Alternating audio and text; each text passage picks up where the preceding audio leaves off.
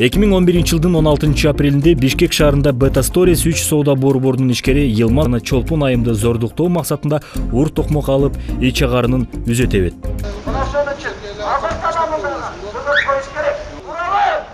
Ошондой кылмышкерди Бишкек шаардык сотунун 3 соту боштондукка чыгарышкан. Кылмышкер Казакстанды көздөй качып кеткен.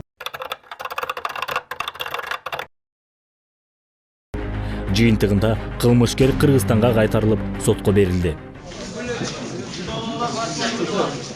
Белгилей кетчү нерсе, бул иштин жүрүшүндө сот системасынын тарыхында биринчи жолу туура эмес чечим чыгарган 3 сот кызматынан бошошкон. Ал эми Beta Stories компаниясынын башкы директору Түрк мамлекети тарабынан сөгүш алып, жумушунан четтетилген. Суд приговорит признать виновным Юниш Йылмаса 6 лет лишения свободы, возмещение причиненного морального ущерба, взыскать Юниш Йылмас пользу Орузбаева Чолпон Бекбойн в размере 150 тысяч сомов.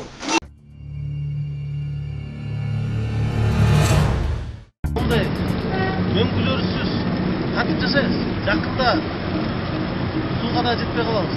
Мына өзүңөр көрүп атасыңар, экскаваторлор иштеп, жана мөңгүнү ташып баратат. Кантипчи? 30 тонна мына муз көтөрүп баратат. Мөңгүлөрдө. Көрүп атасыңар. Расход ледника. Час. 600 куб ледника, да?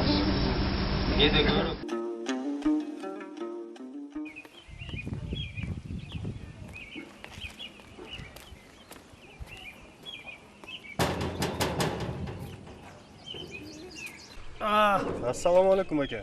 Va alaykum salom. Biz shaylov bo'yicha kelganmiz. Siz kimni shaylov turganingizni tandadingiz bilib?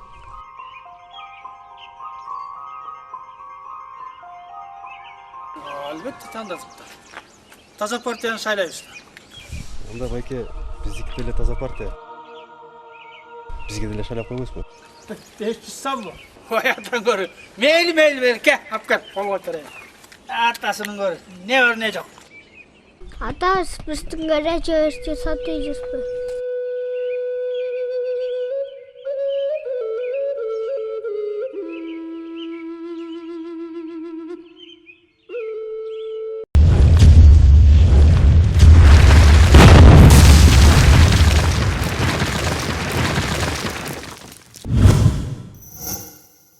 Катарыбызда бир дагы депутат, министр, губернаторлар жок. Дээрлик көпчүлүгү таза, ыймандуу, мекенчил жаштар. Партиянын негиздөөчүлөрүнүн бирөөсү дагы мурун бир дагы партияда болгон эмес. Башка партиялардай болуп, эми биз иштейбиз деп, карапайым элибиздин башын айлантып, жөө-жомокту айтпай, биз чындыкты айтканы келдик. Ар бир мамлекеттин мамлекеттүүлүгүнүн бирден бир белгиси. Бул анын аянты. Аянты жок мамлекет болбойт. Мекенибизди Өзбекстан, Казакстан, Тажикстан, Кытай мамлекеттери 4 жагыбыздан курчап турат. Эгемендүүлүк алганыбыздан бери 24 жыл өттүр. 24 жыл ичинде ошол кошуна мамлекеттердин 1 квадрат метр жери бизге өттүбү? Жок, өткөнү жок. Бирок биздин мамлекетибиздин жерлери ошол мамлекеттерге гектарлап, километрлеп өтүп жатпайбы бүгүнкү күнгө чейин? Сөзүбүзгө далил болуш үчүн айта кетели. Манас атабыз Көкөтөйдүн ашын өткөзгөн жерди каркыраны. Намыстанбай туруп казактарга үзөңгү кушты Кытайга бере салдык. Жайыттарыбыз кетти, тоолорубуз кетти, тоонун үстүндөгү мөңгүлөр кетти, тоонун астындагы кең байлыктар кетти.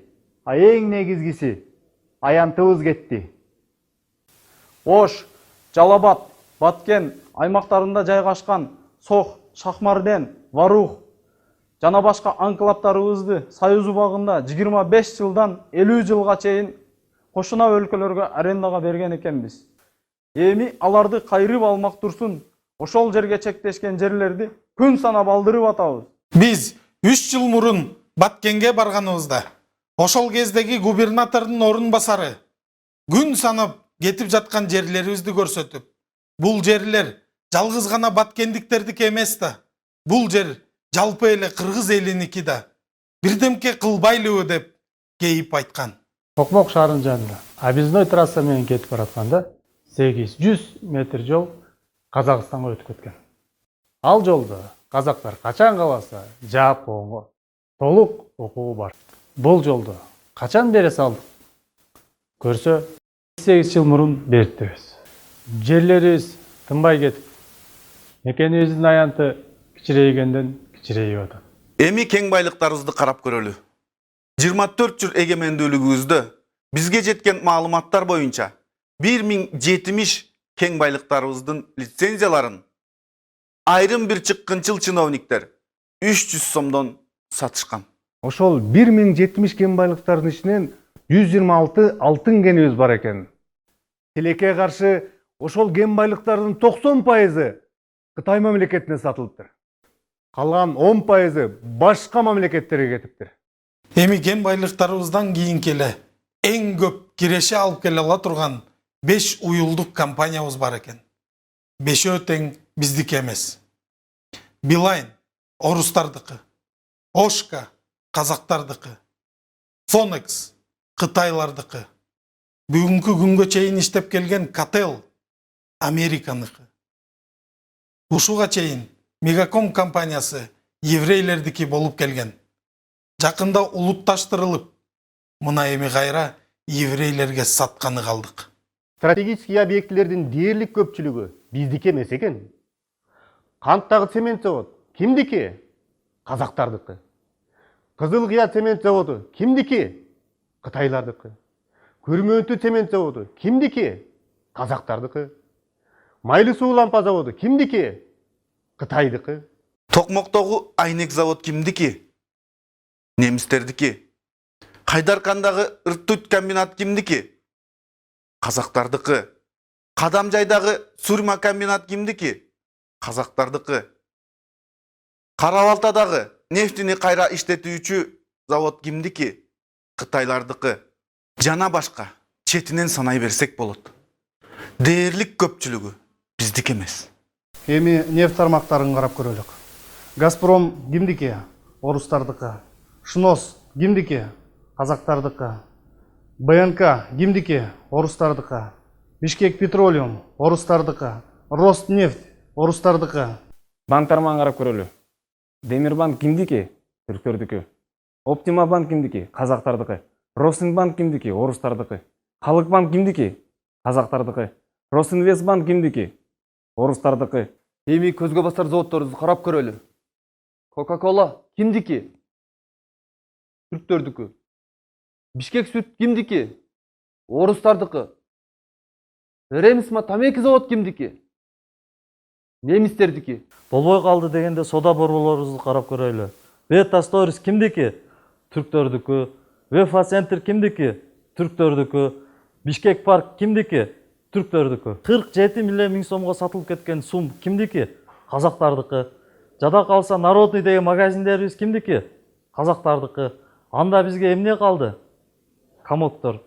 Урматтуу мекендештер, Түркияны 7 жылда болуп көрбөгөндөй өнүгүүгө себепкер болгон акылман айткан экен. Көп уктаган эл бир күнү кул болуп ойгонот. Же болбосо мамлекеттүүлүгү жоготуп ойгонот. Биз дагы деле ойгоно албай жатабыз. Эми энергетика тармагын карап көрөлү. Ат башы, Шамалды сай, Куруп сай, Токтогул, Камбар ата жана башка 20дан ашык кестерибиз бар. Бирок азыркы күндө электр энергиянын баасы 300%ке өстү. Электр тогун өндүрүп, экспортко сатуучу мамлекеттен сатып алуучу мамлекетке айландык. Тажикстан, Казакстандан сатып алып жатабыз. Алтын запасы боюнча киши башын алганда биз дүйнөдө эң алдыңкы ордундардын биринде турат экенбиз. Мындай шартта кыргыз мамлекетибиз дагы, кыргыз элибиз дагы абдан байыш керек эле да. Бирок кыргыз мамлекетибиз баймак турсун, тышкы карызга кокоздон батып турат. Тышкы карызыбыз 4 миллиард долларга жетип калды. Биз төрөгөн наристелерден баштап, ата-энелерибизге чейин ар бирибиз 1000 доллардан проценти менен карызбыз. Биздин мамлекетибиздин бюджети 1,5 миллиард гана доллар түзөт. Тышкы карызыбыз 4 миллиард долларга жакындап калды. Эми 5 миллиард долларга жеткенден кийин Кыргызстан карызын төлөй албайт, банкрот деп бизди сырткы башкаруу, орусча айтканда внешний управлениеге өтүп кетишибиз мүмкүн. Мамлекетибиздин жылдык кирешеси 1,5 миллиард. Чыгашасы 2 миллиардты түзөт.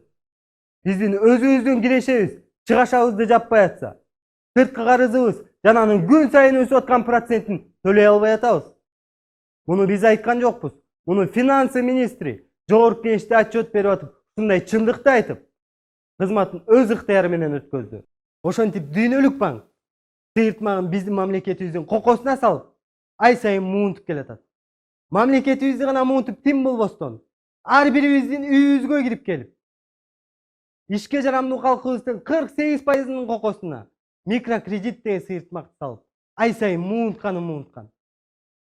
Микрокредит дээрлик көпчүлүгүбүздө бар экени ачуу чындык. Микрокредиттин айынан үйлөрүн алдырып, күйөөсү аял менен ажырашып, балдары жетим калып атат го. Ошентип мамлекетибиз, карапайым элибиз кокосунан карызга батканга ким күнөөлүү? Айрым чыккынчы саясатчылар. Анткени алар сырттан процент менен карызга алган миллиарддаган долларды өздөрү бөлүшүп албай, карапайым элибизге жумуш ордун түзүшкөндө, мамлекетибиз тышкы карызга, элибиз микрокредитке кокосунан батышмак эмес. Кыргыз мамлекетибиздин эң чоң байлыгы бул адамдык ресурс. 3,5 миллион кыргыздын 1 миллиондон ашыгы Россияга айласынан жумуш издеп кетишти. Кандай кыргыздар кетишти? 18 жаштан 48 жашка чейинки кыргыз элин көбөйтчү уул кыздарыбыз кетишти. Уулдарыбыздын дээрлик көпчүлүгү көчө шыпырып жүрүшөт. Кыздарыбыздын дээрлик көпчүлүгү идиш жууп жүрүшөт. Ошол Кыргызстандагы 1 миллиондон ашык боштукту кимдер толтуруп жатышат? Индустар, пакистандыктар, дээрлик көпчүлүгү кытайлар толтуруп. Кытайлардын саны 100 миңден 300 миңге чейин көбөйдү. Былтыркы статистика боюнча 1 жылдын ичинде эле 30 миң кытай жээндер кыргыз кыздарынан төрөлгөн. 90-жылдары төрөлгөн кытай жээндер 25-ке чыгып, жогорку окуу жайларын окуп бүтүрүшүп, министрликтерде иштеп башташты. Эми 5 жылдан кийин замминистр, министр болуп чыга келишет. Аты кыргызча, фамилиясы кыргызча, эниси кыргыз, атасы Кытай. Бирок Кыргызстандын жарандыгын алып алган. Ошол күн санап көбөйүп келаткан кытай жээндер кийин кайсы мамлекеттин талабын талашат? Албетте Кытайдын. Урматтуу кыргыз элим, кайнасаганы кошулбаган, кече эле бири-биринин бетин ачып атышкан партиялар өз кызыкчылыгыбызды токтотуп, мамлекеттин келечеги үчүн биригип атабыз деп, кайрадан карапайым элди алдап атышат. Андай болсо мамлекетибиздин келечеги үчүн өз кызыкчылыктарын токтотушуп, баары биригишпейт беле?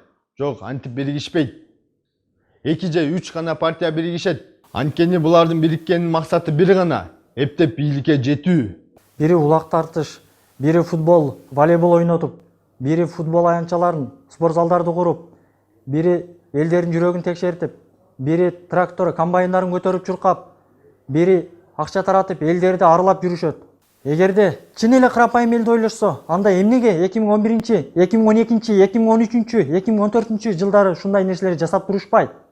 Азыркы партиялардын катарында качанкы губернаторлор, качанкы министрлер, качанкы депутаттар жүрүшөт. Баары жок дегенде 5 жыл, алды 25 жылдан бери бийликте отурушат. 24 жылдык эгемендүүлүктө айрым чыккынчы чиновниктердин саясатын жыйынтыгында ушунчалык кейиштүү абалга келдик. Булардын түздөн түз болбой калды дегенде моралдык күнөөсү бар. Мына ушунун бардыгын жакшы жакка өзгөртүүгө убакыт келди. Буга чейин бай эле адамдардын, бай эле партиялардын тыйынына, тамагына алданып келген экенбиз. Бир урудан экен, тууган экенбиз. Куда сөөк, тең туш дос, өкүл балам, жана башкаларыбыз добуштарды бергенбиз. Кыргыз элибиздин батасына жана добушуна муктаж. Ниетибиз жакшы, себебин кылып атабыз. Жыйынтыгы Кудайдан.